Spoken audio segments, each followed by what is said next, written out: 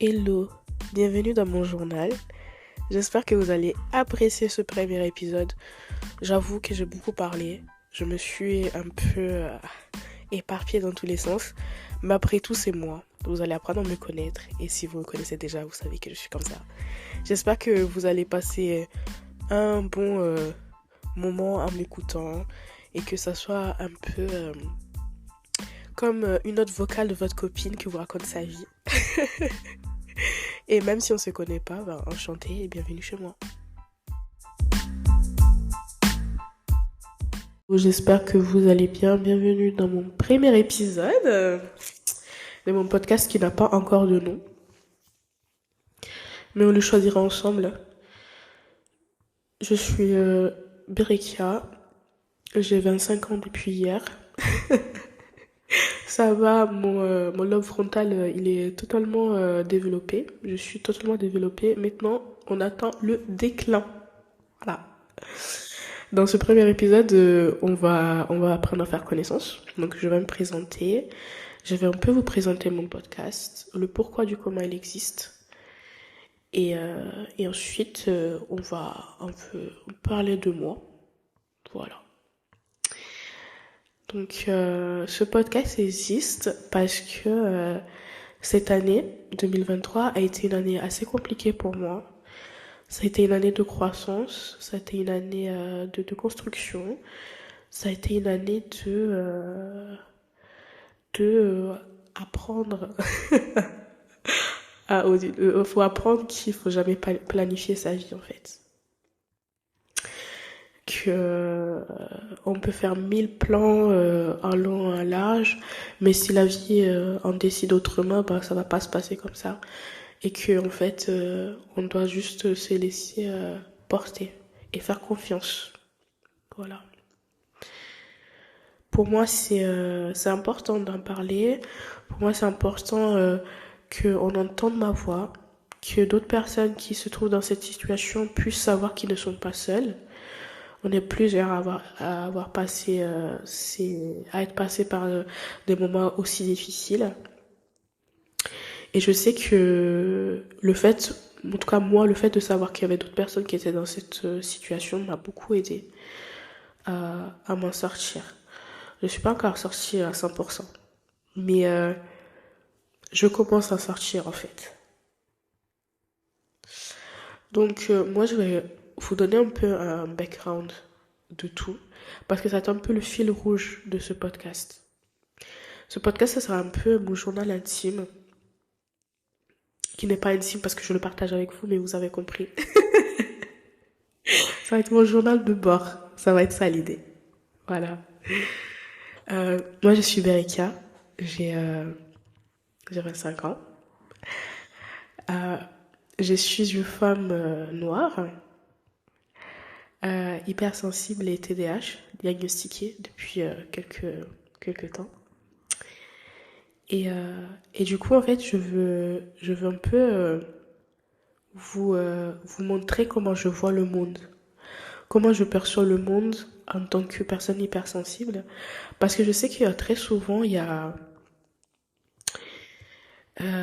a un mélange, en fait. On se trompe. On pense qu'être hypersensible, c'est être hyper émotif, alors que pas du tout. Hypersensible, c'est pas du tout drôle d'être hypersensible. Souvent, le fait d'être hypersensible est confondu avec le fait d'être autiste. Du coup, moi, j'ai déjà eu des diagnostics d'autisme alors que je le suis pas. Quand on est hypersensible, on est vraiment hypersensible à tout, à la lumière, au bruit, au mouvement, aux odeurs. Quand on vit les émotions, on les vit à 100%. Quand on est joyeux, on est vraiment joyeux. Quand on est triste, on est vraiment triste. Il n'y a pas de juste milieu en fait. Je peux pas être neutre.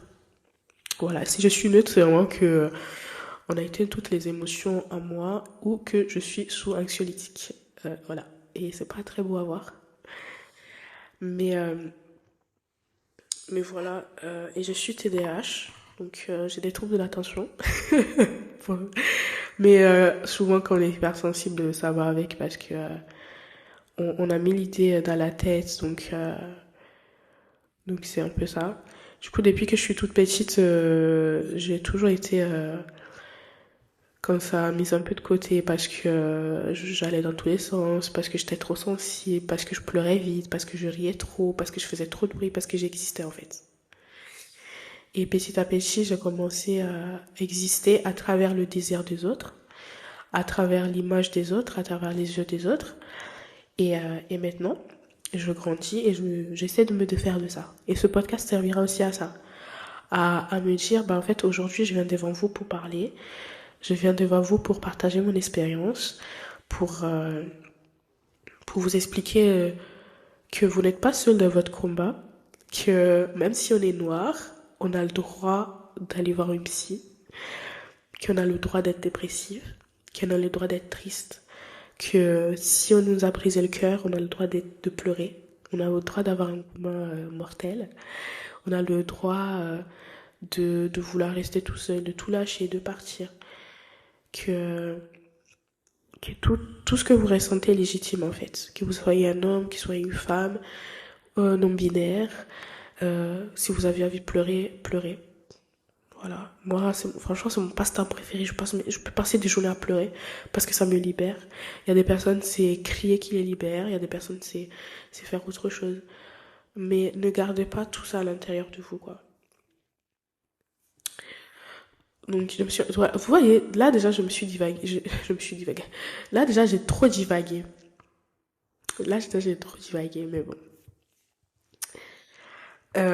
Donc, je me présentais de base. Et qu'est-ce que je fais dans la vie? Je suis là. Je me cherche. Je cherche à me faire une place dans le monde. Je fais de la communication, j'ai fait du droit, j'ai fait des langues. Euh, je suis une amoureuse de l'art. J'aime beaucoup l'art, je suis très sensible à ça. À la musique, à l'art visuel, à même franchement, la sculpture, la céramique, tout ça, c'est vraiment quelque chose que je suis très très sensible. Et je partagerai sûrement avec vous des petites trouvailles, des petites découvertes que je ferai au fil de podcast. Et, euh, et en fait, pourquoi ce podcast est là? Comme je disais tout à l'heure, c'est un peu mon journal intime, ce podcast. Il faut savoir que si vous me suivez sur Instagram, il y a quelques mois, j'avais annoncé que je voulais faire un podcast. Après, ça a disparu. Ça a disparu parce que votre go a fait un burn-out. Voilà, votre go, elle pensait qu'elle était Wonder Woman. Elle pensait qu'elle pouvait tout gérer en même temps. Qu'elle pouvait suivre ses cours, avoir un travail, faire un stage, avoir une entreprise et avoir des projets à côté. Voyez, voilà. Donc à un moment, mon cerveau et mon corps m'ont dit, ma belle, tu vas te calmer parce que là, on ne te suit pas. Et un beau jour, je suis allée voir mon médecin, j'ai dit, ah bonjour monsieur le médecin. Euh, Ça fait quelques jours que je mange plus, je dors plus, je pleure tout le temps, je ne sais pas ce qui se passe. Il m'a dit, ah, tu fais un petit burn-out, ma belle. Et j'étais en mode, bah non, arrête, pas du tout. Il m'a dit, oui, oui, tu fais un burn-out. Tu fais un burn-out. Je vais te mettre sur antidépresseurs et anxiolytiques. Et là, ça a été la descente aux enfers pour moi. Mais on va en parler tout à l'heure. On va continuer les présentations. Voilà. Je suis d'origine ivoirienne, togolaise et ghanéenne. J'aime trop dire ça aussi. En fait, je suis amoureuse de mon continent. D'accord? Je suis amoureuse de la Côte d'Ivoire, je suis amoureuse du Togo, je suis amoureuse du Ghana. Vraiment, je suis trop amoureuse. J'ai grandi ici, je suis née ici, mais vraiment, mes pays me plaisent. J'aime l'Afrique. Allez les Noirs, toujours. Non, blague à part, j'aime beaucoup la culture africaine, surtout la culture Akan. C'est quelque chose qui m'inspire beaucoup en fait dans ma vie de tous les jours. C'est quelque chose que j'admire. En fait, que ça soit la spiritualité, que ça soit plein de trucs, en fait, j'aime trop. J'aime trop, c'est quelque chose qui m'intéresse beaucoup. Je lis beaucoup, je regarde beaucoup de documentaires, me documente beaucoup, je l'étudie parce que je trouve que c'est tellement important de savoir d'où on vient et le pourquoi du comment de beaucoup de choses. Et, euh, et je suis tellement fière de l'être aussi, ivoirienne surtout, parce que j'ai grandi dans un milieu où il y avait beaucoup plus d'Ivoiriens que le reste de mes nationalités. Donc on va dire que je suis plus ivoirienne qu'autre chose. Je suis tellement fière d'être ivoirienne. C'est trop drôle. Et voilà. Qu'est-ce que je peux dire d'autre sur moi? J'habite à Grenoble. Alors, Grenoble, c'est vraiment la ville étudiante par excellence. Genre, vraiment, en hiver, il y a plein d'activités parce qu'il y a plein d'étudiants. Mais sinon, le reste de l'année, là, genre, en été, il y a personne, il n'y a rien à faire. La seule chose intéressante qu'il y a à faire à Grenoble, c'est la Bastille. Je suis désolée, peut-être c'est parce que je ne sors pas assez. Mais vraiment, quand quelqu'un vient me voir à Grenoble, la seule chose que je vais lui proposer, c'est la Bastille. Ou aller à Lyon. Euh, c'est... Lol. Bref. J'ai fait des études du coup à Grenoble parce que c'est une ville étudiante. J'ai fait des études en langue et en communication. Ce qui fait que je me retrouve ici. Alors, faut savoir que mon histoire avec la communication, c'est vraiment une histoire rocambolesque. J'ai toujours dit non, trop nul la communication, mais qu'est-ce que je vais aller faire en communication, mais qu'est-ce qu'ils font les gens en communication, les gens en communication ils font rien et tout, c'est même pas, c'est vrai, une vraie discipline, blablabla. Je parle beaucoup pour quelqu'un qui va finir à faire la communication. Et en fait, en 2022, le 22 février 2022, quand même, hein. Le 22 février 2022, j'ai créé ma boîte qui s'appelle Iwo. C'est une boîte, c'est une entreprise de cosmétiques naturels. Et du coup, j'ai dû faire de la com parce que fallait que je vende. Et là, j'ai découvert la communication. Et je suis tombée amoureuse. Quand je dis amoureuse, je suis tombée amoureuse de la communication. Et ensuite, je me suis lancée dedans. Et ensuite, me voici devant vous. Et c'est un peu ça pour mon parcours. Mais vous savez, je vais faire vraiment un épisode sur mon parcours scolaire parce que vraiment, il y a beaucoup de choses à dire. Il y a tellement de choses à dire sur mon parcours scolaire que vraiment, ça mérite un épisode à part entière. Et voilà. J'ai un petit frère, enfin un petit frère, il a quand même 23 ans, mais c'est un petit frère que j'aime d'amour. Vraiment, c'est vraiment un don de Dieu cet enfant. Genre, je l'aime tellement. J'ai deux parents. J'habite encore avec mes parents à 25 ans, qui j'aime aussi. Voilà. Et j'ai la grâce d'être tellement bien entourée. J'ai des gens qui m'aiment, qui se soucient de moi, qui me soutiennent dans mon travail et qui soient honnêtes avec moi. Et ça, c'est une chance vraiment euh, que je sais pas. Franchement, je sais pas ce que j'ai fait pour le mériter, mais je remercierai jamais assez la vie, l'éternel, l'univers de m'avoir donné ça en fait. Vous savez, j'ai jamais eu, franchement, j'ai jamais eu des histoires où, ouais, j'ai des potes qui m'ont trahi, qui me font des coups bas, parce que je attire que de bonnes personnes vers moi. Pour l'instant, en tout cas. Et même si après il y a des disputes quand même toujours, c'est toujours des personnes qui m'ont soutenu, qui m'ont toujours dit la vérité. Et si vous écoutez cet épisode, les amis, je vous aime d'amour, vraiment. Vraiment, vous êtes un don de l'univers pour moi. Et ce qui concerne l'amour, on va pas en parler parce que c'est pas la peine. Non, l'amour et moi, c'est une longue histoire. On va juste dire que, on va juste dire que, en fait, à chaque fois, j'ai dit ouais, j'ai pas de la chance en amour, j'ai pas de la chance en amour. C'est faux.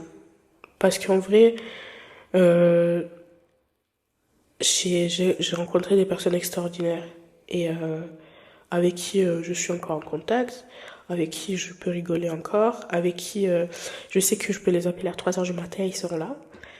Mais ça n'a pas marché parce que moi-même, j'avais des choses à guérir et que je me suis lancée dans des relations et que j'étais pas prête. Et enfin, surtout une relation. Parce que, franchement, il faut savoir que euh, moi, j'ai eu une seule grande relation dans ma vie qui m'a beaucoup marqué, qui me marque encore d'ailleurs. Mais cette relation, c'est une relation, euh, je sais pas comment expliquer, mais elle est pas saine, hein, ça c'est sûr, mais elle était pas saine, mais c'est une personne que j'admire beaucoup. Je l'aime trop. C'est trop mon gars. Mais genre mon gars, c'est mon pote, vous voyez. Et, et du coup, c'est compliqué à expliquer, mais je pense que on s'est rencontrés au mauvais moment. Mais ça restera à jamais quelqu'un d'important dans ma vie parce que j'ai passé beaucoup de temps, n'empêche, avec ce monsieur, hein. Mais donc, je pense pas qu'on va parler d'amour tout de suite. Voilà. Parce que je trouve pas ça nécessaire. Et parce que c'est pas parce que je suis une fille que je vais parler d'histoire d'amour. Même si ça va finir par arriver. Parce que voilà. Je suis quand même hypersensible. Donc ça veut dire que toute ma vie tourne autour de mes sentiments et des émotions, bien sûr. Donc voilà. Aussi, un truc. Alors, faut sachez que moi, le français, c'est pas ma langue maternelle. D'accord? C'est pas ma langue maternelle. Je parle 3 langues. Ok. Il arrive que parfois, votre go n'articule pas. Votre go n'utilise pas les bonnes phrases. Elle ne conjugue pas bien les verbes et tout. Soyez clément avec moi. Pitié. Quand je dis il faut sachez que c'est une ref, hein, ça, je sais très bien qu'il ne faut pas dire ça. Mais ça peut arriver que je parle et que vous dites, mais cette meuf, elle est déjà allée à l'école. Oui, je suis déjà allée à l'école. Ok? J'ai des diplômes qui peuvent le prouver.